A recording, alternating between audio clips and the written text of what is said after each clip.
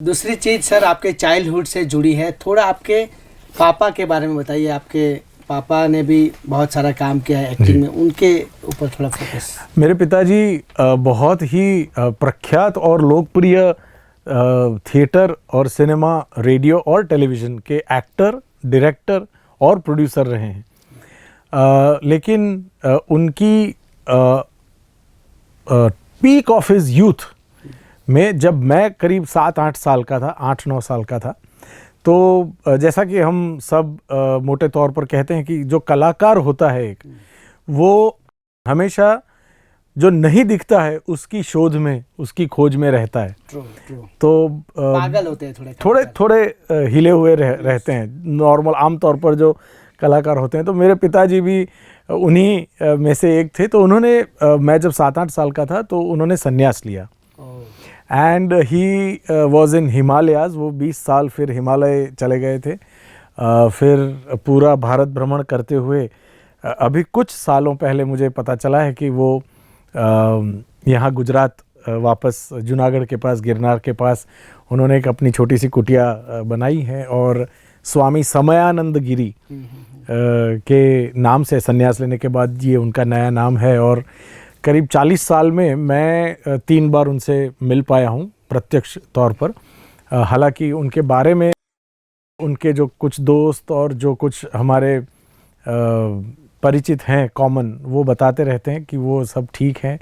उनको मेरे बारे में, मेरे विकास के बारे में, या जो भी जिस राह पर मैं चलता रहा हूँ पिछले 20-25 साल से बड़े होने के बाद, उसको लेकर भी उनको पता ही है। So but we don't meet and we have not met.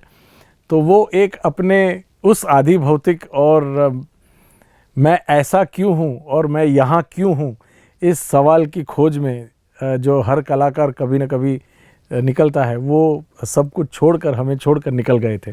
तो मेरे लिए मेरी माँ ही, मेरे पिताजी और मेरे माँ दोनों का जो एक कहें बर्डन या रिस्पॉन्सिबिलिटी मेरी माँ के ऊपर था, और मेरी माँ ने उसको बहुत ही बखूबी से निभाया। And though being a single parental child, she raised me splendidly, I must से।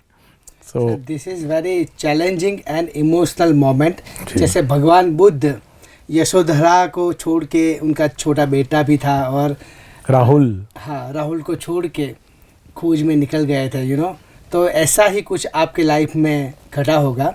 तो इससे एक बात ये पूछना चाहूँगा कि उस टाइम पे आपकी मेंटल स्टेटस क्या था? आपने कहा आप 7 और 8 साल के ही थे, तो आपको पता था एग्जैक्टली कि जो मेरे पापा जा रहे हैं, ये संन्यास होता है, ये सारी चीज़ें आपको पता थी? ज़रा भी पता नहीं था मुझे। उसका अंदाज़ा भी नहीं था कि उस मैटर की सीरियसनेस क्या होती है। 2 वजहों से। एक कि माँ ने मुझे इतने अच्छी तरह से संभाल लिया, और माँ ने अपनी करियर, जो एक्ट्रेस के तौर पे जो फ्लरिशिंग करियर थी, उसको थोड़ा साइडलाइन करके बतौर टीचर, शिक्षिका के तौर पे मेरी ही स्कूल में, जिस स्कूल पे मैं पढ़ाई कर रहा था, उसी स्कूल में माँ ने एज अ टीचर 20 सालों तक पढ़ाया। और ताकि वो ऑलमोस्ट 24 घंटे मेरे साथ रह पाए। और हालांकि वो फिल्मों में मेरे साथ नहीं आ पाती थी, मेरे मामा जो थे वो मेरे साथ सेट पर आते थे। और दूसरा ये जो है कि मैं पब्लिक लाइफ में इतना बिजी था, क्योंकि मतलब महीने में, साल में 10 महीने ऑन एन एवरेज मैं वो 80s का पूरा दशक जो है, मैंने सिर्फ फिल्म की शूटिंग्स की हैं। तो मेरे बचपन के कोई दोस्त नहीं हैं, मेरे नाम से कोई खिलौने नहीं हैं, कोई स्कूल में दोस्तों के साथ पिकनिक पे गए, ऐसी कोई मेरी मेमोरीज़ नहीं है। मेरी मेमोरीज़ अगर है तो वो क्या है कि भाई संजीव कुमार सर के साथ, या स्मिता पाटिल जी के साथ, या मिथुन दा के साथ, या किरण कुमार जी के साथ, या अमित जी के साथ, फिल्मों का जो मेरा जो रिश्ता रहा है एज एन एक्टर, को एक्टर, उसी को लेकर मेरी मेमोरीज़ रही हैं आज तक। सो उस वक्त मुझे नहीं पता था, बट जैसे ही मैं कॉलेज में आया, एडोलेसेंस से यूथ की तरफ आया, तो मुझे ये सारे सवाल आने लगे। और एक दौर था जब मैंने मेरे पिताजी से काफ़ी नफ़रत की थी। कोई भी करेगा इन नेचुरल सर्कमस्टेंसेस कि ऐसा क्या था कि भाई मुझे छोड़कर चले गए। और बट उसके बाद जो एक दौर आता है जब आप भी दुनिया देखते हैं, आपको अनुभव होते हैं, आप ऐसे और लोगों के संपर्क में आते हैं, आप जीवन का जो दर्शन शास्त्र है, फिलॉसफी है, समझते हैं, पढ़ते हैं, और सोशली रिस्पॉन्सिबल अगर आप हैं तो यू विल फाइंड कि everybody has their own reasons. जो हालात होते हैं या और हालात की वजह से जो एक माइंडसेट बनता है प्रत्येक व्यक्ति का, जैसे कि मैं अभी ये पढ़ रहा था रूल्स फॉर लाइफ, उसमें जो लास्ट है कि डोंट कंपेयर। कभी मतलब मकरंद मकरंद है और मुकेश जी है, आपके लिए दुनिया वहाँ से अलग एंगल से दिख रही है, मेरे लिए इस एंगल से दुनिया कुछ अलग दिख रही है, तो वो कभी भी हम दोनों बियॉन्ड अ सर्टेन पॉइंट एक नहीं हो पाएंगे। और यही ईश्वर की ब्यूटी है कि प्रत्येक जीव आत्मा जो चल सकता है, फिर सकता है, वो उसको एक्सक्लूसिविटी दी है कुदरत ने, प्रकृति ने, ईश्वर ने। तो फिर मैंने सोचा कि वो मेरे पिताजी का जो सोचना था वो उनको मुबारक, मुझे पिता या पति बनने के बाद क्या करना है वो मुझे देखना है। तो हमारे रास्ते अलग हैं, भले ही हम मिले ही नहीं हैं, मतलब 3 बार मैं मिला हूँ 2-3 घंटे के लिए, but I don't have any regrets या एनी एंगर और ग्रजेस नाउ।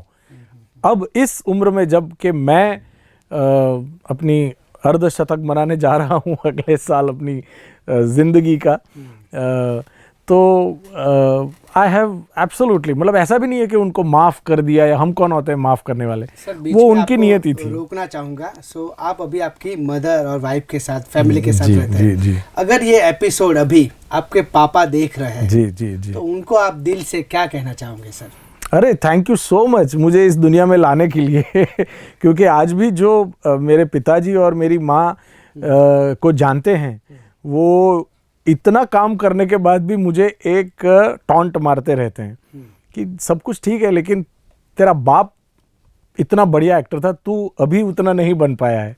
तो मैं कहता हूँ यार, नेशनली और इंटरनेशनली अवार्ड्स जीतने के बाद भी अगर लोग कहते हैं कि मेरे पिताजी जैसा एक्टर मैं अभी भी नहीं बन पाया हूँ, तो मेरे लिए ये गर्व की बात है कि क्योंकि मैंने तो उनके काम को देखा नहीं है। मैं खुद फिल्मों में काम कर रहा था जब वो अपनी करियर के पीक पर थे। थिएटर ही किया जी। तो जो एक्सपेरिमेंटल थिएटर और जो कमर्शियल थिएटर, जो टेलीविज़न पे उन्होंने भले ही 10 साल के लिए वो आए और चले गए, लेकिन जो काम और जो एक कंट्रीब्यूशन छोड़ के गए हैं वो इतना अद्भुत है कि so thank you so much. मातृदेवो भव पितृदेवो भव, उससे तो यही तो हमारी संस्कृति है।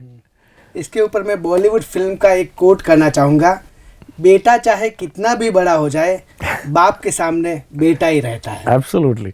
और एक बहुत ही सुंदर अंग्रेजी की कहावत है, बट वो शाश्वत कहावत है कि जब by the time you realize that your father was right, you already have a son who thinks that his father is wrong. तो ये एक जनरेशन गैप है, मैं पूरी एक उम्र तक हम अपने पिताजी को लेकर कि ऐसा क्यों मारते थे, क्यों डांटते थे, क्यों कड़वी दवाई पिलाते थे। जब हमारा बेटा बड़ा हो जाता है तो वो हमारे बारे में यही सोच रहा होता है। तो ये संतान और माता पिता की जनरेशन गैप का मीठा झगड़ा वो चलता रहता है, वो आजकल का नहीं है।